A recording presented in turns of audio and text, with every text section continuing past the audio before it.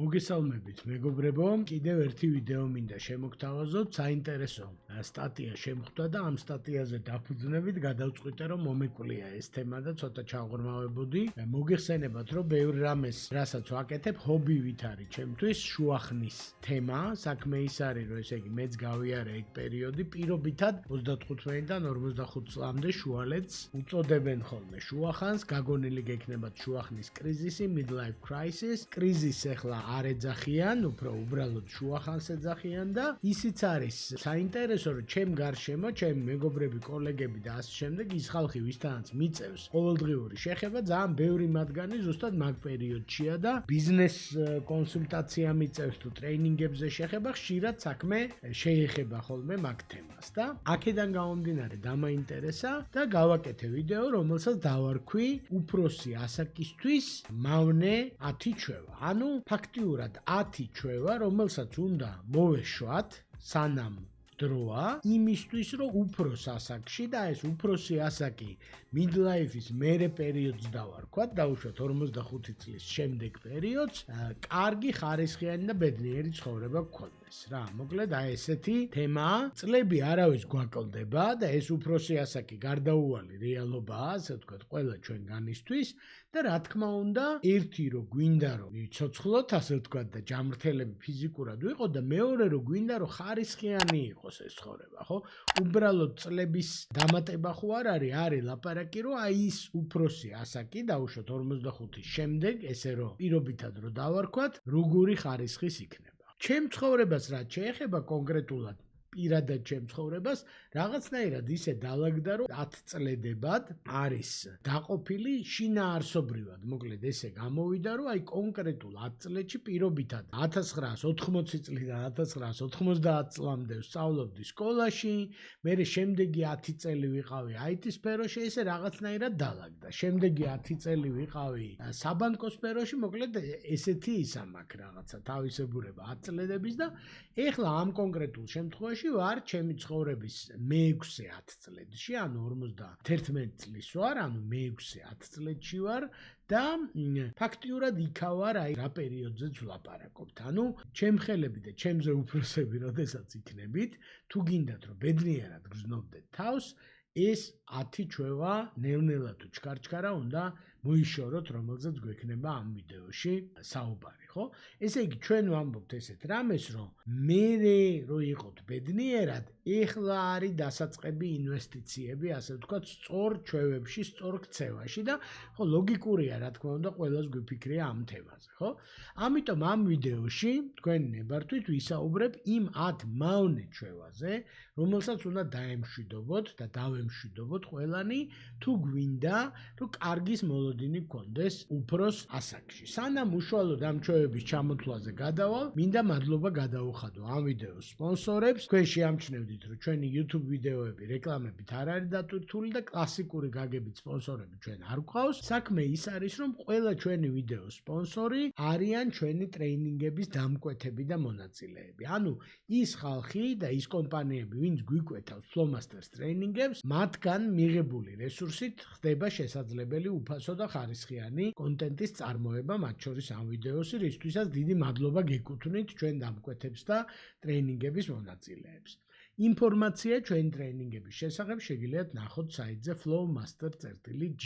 ეხლა გადავიდეთ ამ 10 მავნე ჩვევაზე, რომელსაც უნდა მოეშვათ თუ გინდათ ბედნიერი უფროსი ასაკი, ბედნიერი სიბერე და ასე. პირველი მავნე ჩვევა არის წარსულით ცხოვრება. ძალიან ბევრი ადამიანი ჩემ გარშემო, ჩემი ასაკის უფრო ახალგაზრდა ასაკის რაღაცეებს უბრუნდება, სულ უფრო ხშირად უბრუნდება წარსულს, მაშინ ის უნდა მექნა, სასწავლებლად უნდა წავსულიყავი, არ ჩამოვსულიყავი, ასე უნდა მოუქცეულიყავი, ისე მოუქცეულიყავი, ზოგი ნეგატიურ კონტექსტში იხსენებს წარსულს, ზოგმა დაიწყო პოზიტიურ კონტექსტში, რომ რა კარგი დრო იყო, როგორ კარგად ვიყავი და ახალგაზრდა ლამაზი ჯანღონი ცავსე, რა თქმა უნდა ახალგაზრდობა ყველას ენატრება, მაგრამ წარსული ცხოვრება არის მავნე ჩვევა და რაც დრო გავა, ესე იგი წარსული მაცხოვრებელი ადამიანი მით უფრო მეტ ენერგიას, ანუ წარსული რაც უფრო დიდი იქნება ფიზიკურად თქვენი წარსული, მით უფრო მეტი ენერგია დაიხარჯება ამაზე, წუწუნზე წარსულთან დაკავშირებით, მოგონებებზე წარსულთან დაკავშირებით და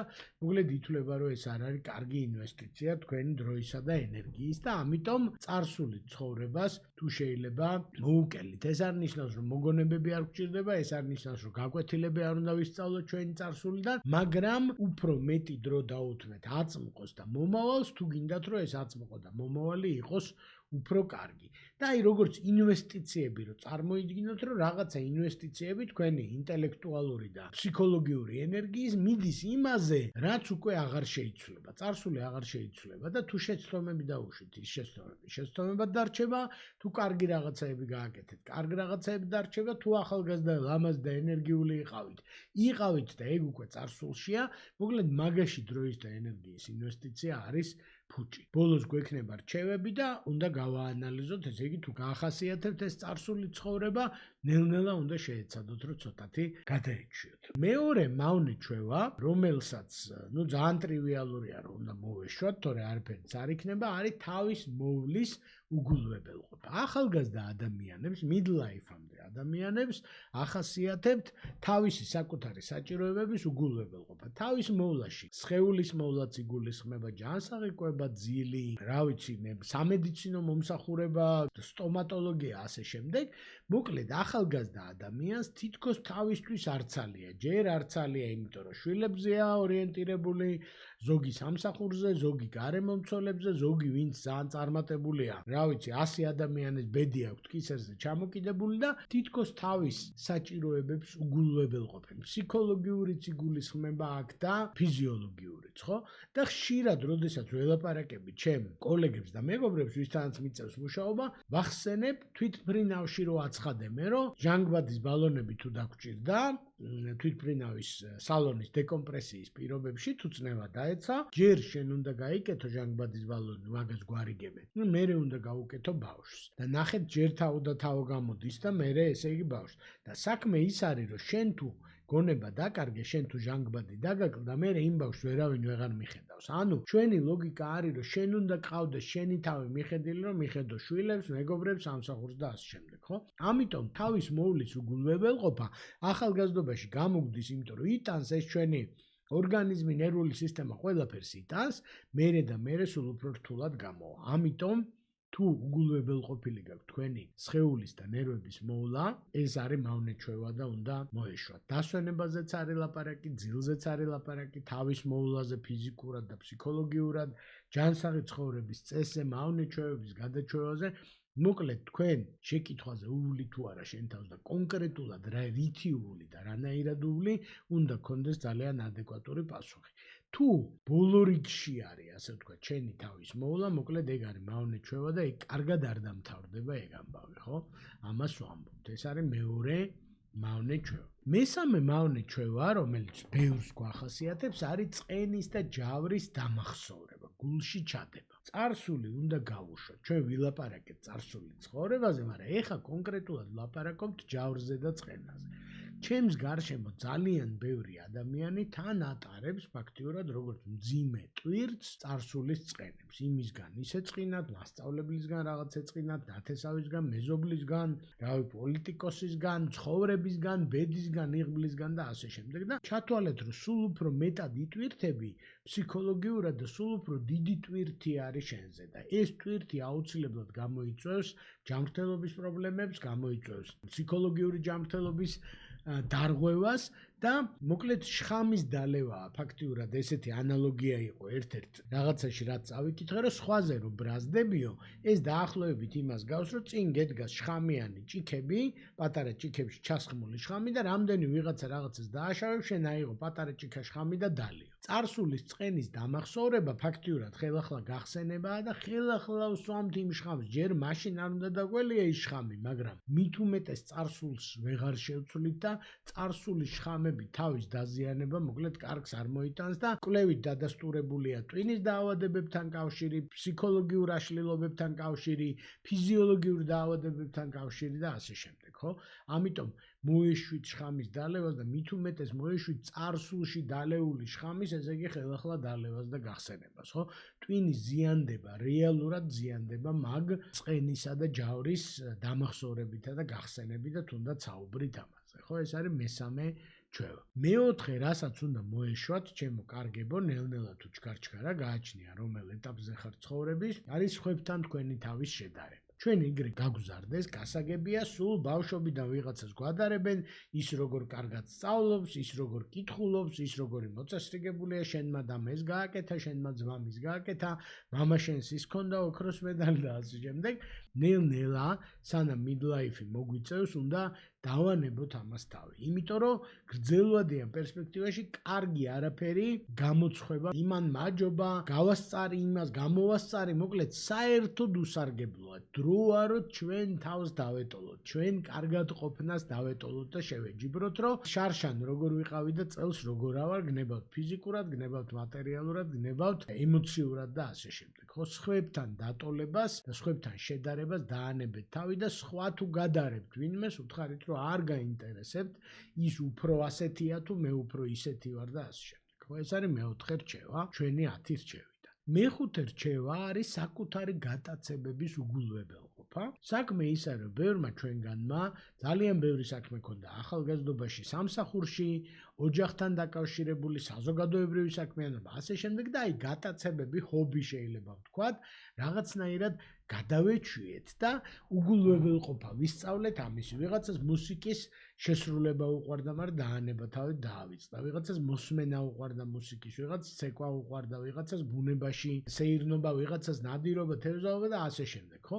არ შეიძლება გატაცებების უგულვებელყოფა, იმიტომ რომ ჩვენი ცხოვრების სინამდვილეს და სისრულეს ჭირდება ეს გატაცებები. ტყუილად არ არის. არ არის მარტო ოჯახი, არ არის მარტო ვალდებულებები, არ არის მით უმეტეს მარტო სამსახური.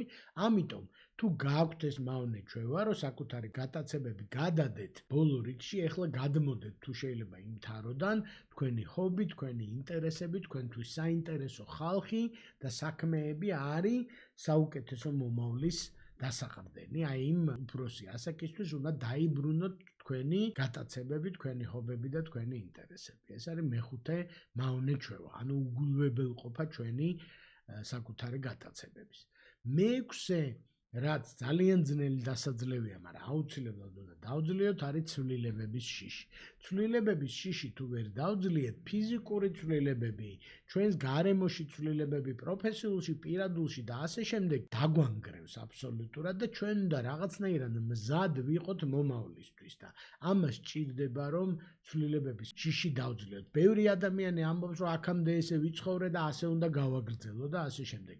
არ არის ეგრე, შეიცვლება ყველაფერი, გარემო შეიცვლება, აქამდეც იცვლებოდა, ჩვენ უნდა შევეგუოთ, ესეთი მანტრა იყო, ესეთი გამოთქმა, ასე ვთქვათ, თვით დაპროგრამება, რომ მე მივიღებ ყველაფერს, რასაც ცხოვრება მომიტანს. და ცვლილებების შიში არის ამის საპირისპირო ფაქტიურად და არის მავნე ჩვევა, რომელიც არ მოგცემთ საშუალებას, რომ დატკბეთ იმ ცხოვრებით, რა ცხოვრებაც გექნება. და ამბობენ, რომ სიბერე საშინელებაა და ასე შემდეგ და მოკლედ არ არის ეგრე, არ არის აუცილებელი რომ ეგრე იყოს. ძალიან ბევრი ადამიანი ძალიან ბედნიერად გრძნობს თავს, ასე ვთქვათ, უფროს ასაკში და თქვენ შეგიძლიათ რომ ეს გააკეთოთ, თუ მოინდომებთ, რა თქმა უნდა. მეშვიდე მავნე ჩვევა არის რისკებიდან თავის არიდება, ანუ შეჩვეული ჭირის ფარგლებში დარჩენა, ისევ ცვლილებების შიშთან არის კავშირში, რომ მოდი როგორ ვიზამიცი, როგორც მეცვა, ისე ჩავიცვამ, რასაც ვაკეთებდი, იმას გავაკეთებ, რასაც უყურებდი, იმას უყურებ და ასე შემდეგ, ხო?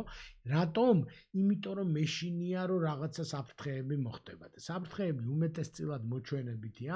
მარკ ტვენს აქვს ესეთი გამოთქმა, რომ მე ხანში შესული ადამიანი ვარო და ბევრი უბედურება მინახავსო და უმეტესი მათგანი არასოდეს მომხდარაო, ხო? ჩვენ ვართ დიდო სტატები რაღაც რისკების, საშინელებების და გველეშაპების წარმოსახვის რომელიც გვიშლის ხელს რომ ნაბიჯები გადავდგათ და თამამად ვიცხოვროთ და ჩვენ გვაქვს ეგეთი ვიდეო 5 სინანული მომაკვდავთა 5 სინანული და ერთ-ერთი სინანული მომაკვდავთა ზუსტად არის რომ ნეტა მიმეცა ჩემი თავისთვის უფლება რომ უფრო თამამი ყოფილიყავი, უფრო თავისუფალი ყოფილიყავი და ზუსტად ამას უშლის ხელს ეს ჩვენი მავნე ჩვევა რომ რისკებს უნდა ავერიდოთ და ყველაფერი უნდა დავაზღვიოთ და გადავაზღვიოთ, ხო? მერვე მავნე ჩვევა ჩვენი მომავლისთვის არის პერფექციის, იდეალურობის დევნა, რომ რასაც გავაკეთებ იდეალურად უნდა გავაკეთო, იდეალური წესრიგი, იდეალური ისე. არაფერი იდეალური არ არსებობს და ამის დევნას უნდა დავანებოთ თავი და რაც წლები გადის და დრო გადის, არ მოგეთხოვებათ ეს იდეალურობა თავის დროზეც მითი იყო და ეხლა მით უმეტეს მითია. კარგად უნდა იყოთ, კარგად, ბედნიერად და კმაყოფილი. გუშინდელს ჯობდეს დღევანდელობა, არ არის ლაპარაკი იმაზე, რომ რაღაცა ოქროს კოშკები გვაქვს, დასაპყრობი და მწვერვალები, ხო? იყავით თქვენი თავი. ეს არის რაც არის. ამას ვეუბნები ამ ფრაზას ძალიან ბევრ ადამიანს, ვისაც ველაპარაკები. ჩაიხედე სარკეში, ჩაიხედე ემოციურ სარკეში, პროფესიულში, ფინანსურში. ეს არის რაც არის და მიიღე თუ შეიძლება არანაირი იდეალურობა არ მოგეთხოვება. მოგეთხოვება რაც ახარ და როგორც ახარ და ამას უკავშირდება მეცხრე მავნე ჩვევა, ეს არის ზედმეტი ვალდებულებების აღება. მეც ისევე როგორც ყველა სხვა ჩვევა ამ ცოდვაშიც ყოფილ ვარ, ასე ვთქვათ, რომ ვიღაცა რო იტყოდა რომ ეს რაღაცა უნდა გავაკეთო, მე ვიყავი ესე იგი პაპზე უფრო კათოლიკე და მე უნდა გამოუნთებულიყავი და დამევალებინა ჩემი თავისთვის, ესე იგი ყველას დახმარება, ყველა საკითხში გამომდიოდა, არ გამომდიოდა, ჭირდებოდა, არ ჭირდებოდა, ხანდახან მე უფრო მოტივირებული ვიყავი, რომ ვიღაცას დავხმარებოდი, ვიდრე ის იყო მოტივირებული თავის საქმის გაკეთებას და ეს არის ზედმეტი ვალდებულებები.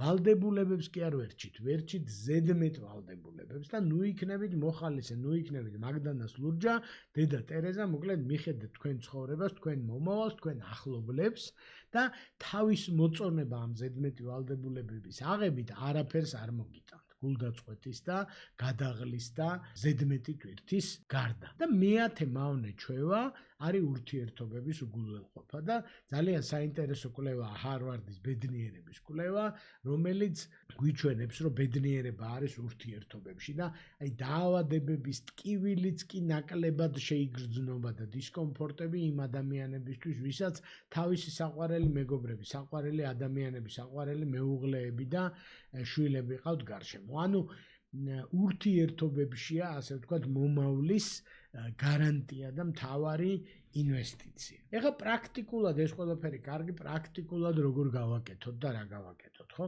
პირველ რიგში ეს ვიდეო თუ მოგწონთ, ძალიან გთხოვთ რომ მოიწონოთ, დაალაიქოთ, ჩვენც და YouTube-ით ამით ვხვდებით, როგორი ვიდეოები უნდა შემოგთავაზოთ მომავალში და ჩვენი არხი გამოიწერეთ, იმიტომ რომ ყოველ კვირა ვაქვეყნებთ ახალ ვიდეოებს. ახლა პრაქტიკაში როგორ გადავიტანოთ ეს მავნე ჩვევები.